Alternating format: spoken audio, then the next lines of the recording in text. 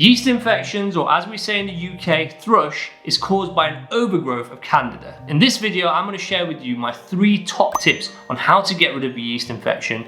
And please watch to the very end because the last tip you're never told. Okay, so let's begin with tip number 1. You will usually need antifungal treatment to get rid of a yeast infection or thrush, okay? But fear not, I am going to go through other tips and tricks as well in this video, so make sure to watch to the very end. So back onto antifungal treatment. For women, a yeast infection or thrush is usually treated with a pessary or an internal cream which is inserted into the vagina, such as clotrimazole for example, and the addition of an external cream which is applied on the skin around the entrance of the vagina. And alternatively, there's the option of a single dose antifungal capsule known as fluconazole. This eliminates the yeast infection or the thrush, whichever you want to call it, from the entire body, including the vagina. And for men, applying an antifungal cream like clotrimazole, for example, 2 to 3 times a day to the head of the penis, usually for 10 to 14 days, usually does the trick. In some cases, however, the men might need that single dose antifungal capsule such as fluconazole.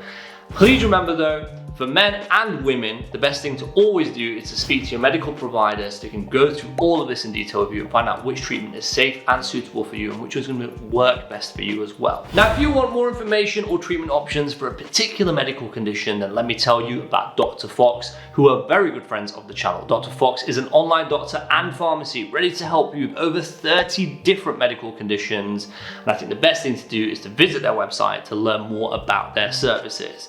I will leave a link to them in the description below. Dr. Fox, thank you for being our sponsor. Okay, diving straight into tip number 2, comfort hacks. First of all, opt for cotton underwear. It's light, it's breathable, it's gonna help. Secondly, when you're in the shower, try and avoid using irritating soaps and shower gels, especially on the affected area. In terms of cleaning the affected area when you're in the shower, instead of these soaps and irritating shower gels basically, use a normal plain moisturizer to clean the area and then rinse it off in the shower as well. And lastly, make sure to dry yourself really thoroughly as well. Also, another pro tip, do not use douches or deodorants in the genital area. This is all gonna make a massive difference in our fight against the yeast infection and thrush. Diving straight to tip number 3, when it comes to sex, you need to listen to your body. If it's uncomfortable because of the yeast infection, maybe wait until it's all cleared up. All this is gonna do is cause irritation and discomfort. So next up, let's talk about blood testing, because in clinical practice, we often run blood tests for ongoing fungal issues,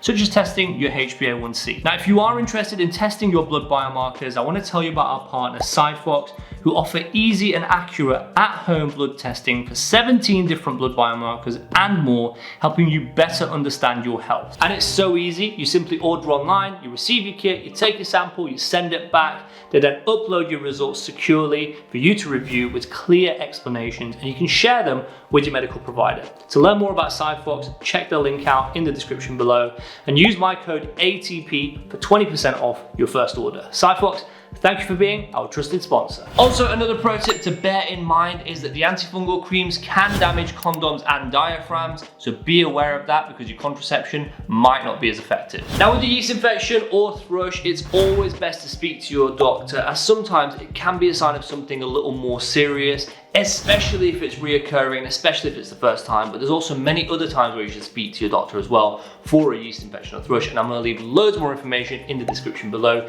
Definitely do read it, and I hope my tips help. Sending awesome vibes.